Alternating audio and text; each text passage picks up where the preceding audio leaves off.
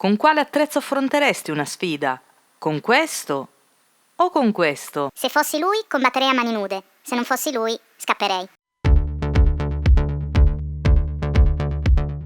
Se il tuo obiettivo è ottenere disegni realistici e dettagliati, c'è una cosa che devi subito fare: affilare le tue matite. Se mantieni affilate bene le matite, non solo avrai una visuale migliore mentre disegni, così da non doverti ingobbire per vedere quello che stai facendo su carta.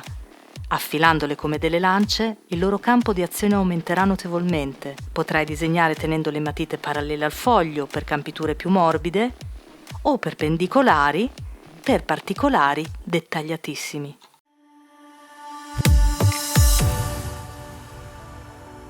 E allora vediamo subito come si ottengono queste super matite a forma di lance.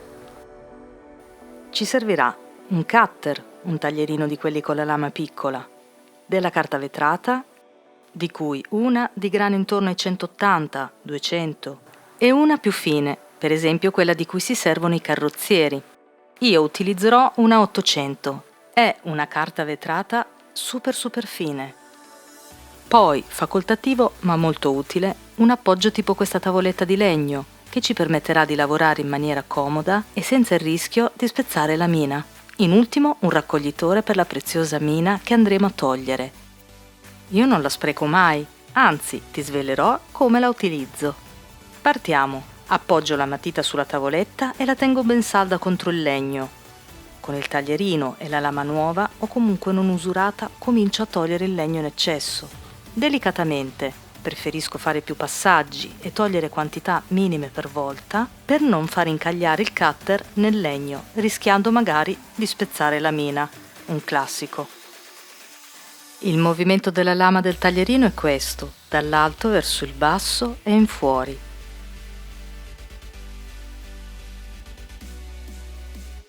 E poi, piano piano, giro la matita e proseguo.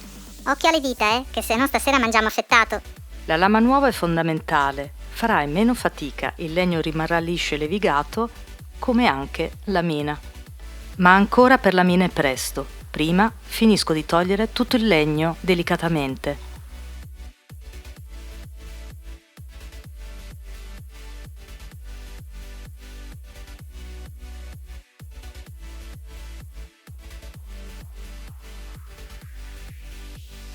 Ecco che comincia ad apparire la grafite e dovrò essere ancora più delicata e fare attenzione che la lama sia parallela rispetto ad essa, altrimenti crack.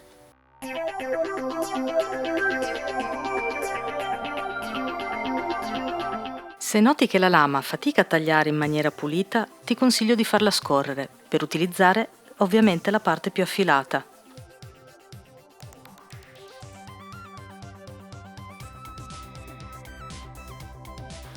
Se questa tecnica ti preoccupa o pensi che fare ciò sia pericoloso, sappi che, rivolgendo la lama sempre verso l'esterno e quindi non verso di te, lavorerai in sicurezza. Dovrai prestare attenzione, certo, ma non ci sono pericoli. Se invece non hai mai maneggiato un cutter o non sei un adulto, fatti aiutare da qualcuno più grande.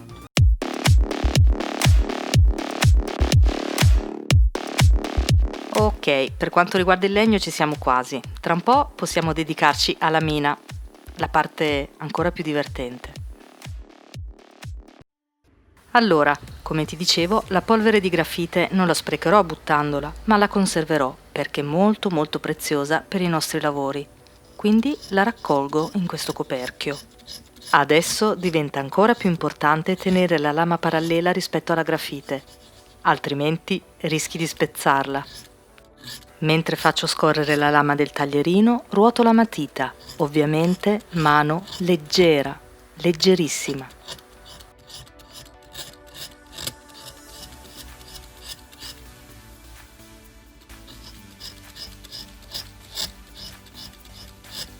Quando per sbaglio il taglierino si incaglia, torno indietro e piano piano, non premendo quasi per nulla, aggiusto il tiro e proseguo.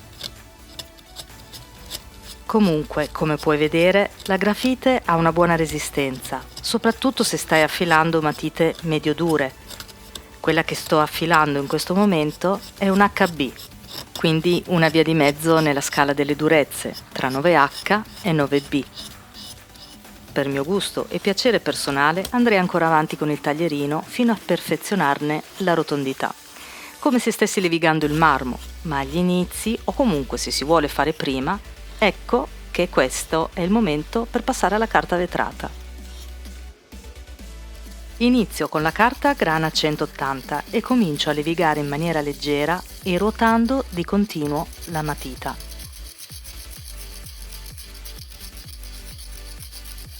Ricordati di non buttare mai tutta questa fantastica polvere. A momenti lo vedrai, in futuro potrebbe essere una tua ottima alleata.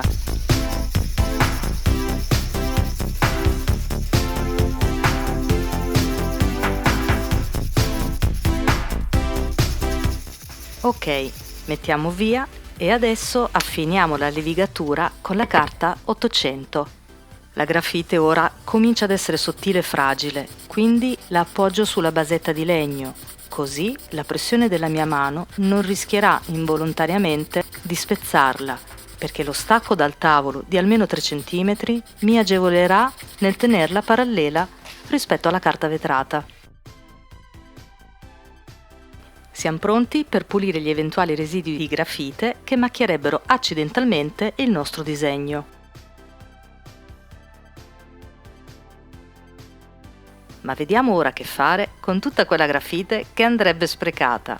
Un po' come si fa con la pollina, la popò delle galline, che la riciclano come fertilizzante. Come ti dicevo, è molto preziosa perché con un pennello riesci ad ottenere sfumature delicate ed omogenee. In un attimo crei la base sulla quale andrai poi a dettagliare con la matita affilata. Ma questa è un'altra avventura, la quale magari se qualcuno crede possa essere utile, si potrebbe fare un video tutorial dedicato. Anche sulla pollina? Chiedo per un amico. Fammi sapere se questo video ti è stato utile, con un mi piace, un commento. E noi ci vediamo alla prossima sfida.